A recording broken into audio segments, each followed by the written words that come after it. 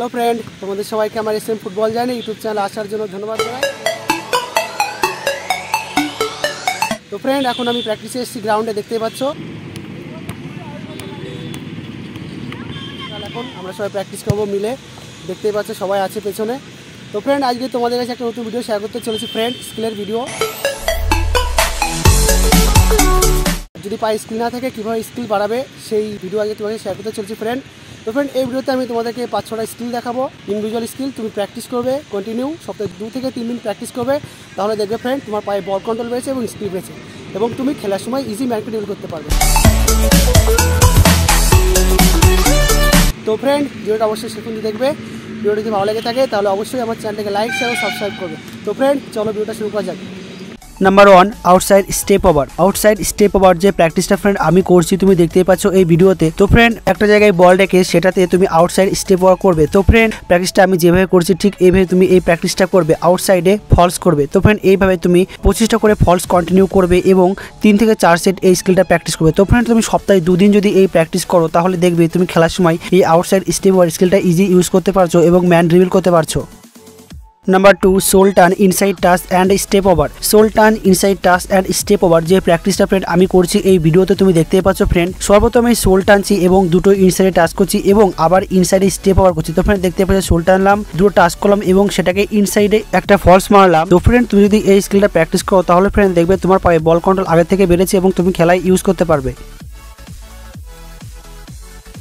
Number 3, on the ball touch. On the ball touch মানে বলের উপরে টাচ। তো ফ্রেন্ড, তুমি দেখতে পাচ্ছ প্র্যাকটিসটা আমি করছি বলের উপরে টাচ। তো ফ্রেন্ড, তুমি এই প্র্যাকটিসটা করবে 25টা করে করবে প্রতিটা টাচ এবং 3 সেট করবে।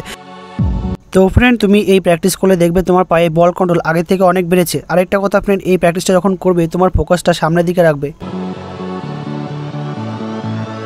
Number 4, sole turn in step push. Sole turn in step push যে প্র্যাকটিসটা ফ্রেন্ড আমি করছি এই ভিডিওতে তুমি দেখতেই পাচ্ছ। তো ফ্রেন্ড, তুমি এই প্র্যাকটিসটা করবে 25টা করে 3 সেট করবে। তো ফ্রেন্ড, এটা প্র্যাকটিস করলে দেখবে তোমার পায়ে বল কন্ট্রোল বেড়েছে। আরেকটা কথা ফ্রেন্ড, এটা শুটিং এর মতো প্র্যাকটিস। যদি তুমি শুটিং না পেরে থাকো তাহলে ফ্রেন্ড তুমি এই প্র্যাকটিসটা করবে, দেখবে তাহলে তোমার শুটিং অ্যাকুরেসি হচ্ছে এবং ভালো হচ্ছে। Number 5, both leg sole turn. Both leg sole turn মানে ফ্রেন্ড 2 পায়ে সোল টার্ন। তো ফ্রেন্ড, তুমি প্র্যাকটিসটা দেখছো আমি করছি এই ভিডিওতে, আমি 2 পায়ে সোল টার্ন করছি এবং ইনসাইডে সোল টার্নগুলো রাখছি। তো ফ্রেন্ড, তুমি এই প্র্যাকটিসটা করবে ফ্রেন্ড। এটা প্র্যাকটিস করলে তুমি খেলার সময় এটা ইজি ইউজ করতে পারবে এবং ম্যানকে ইজি ড্রিবল করতে পারবে এবং তোমার পায়ে বল কন্ট্রোল আগে থেকে অনেক ইমপ্রুভ করবে।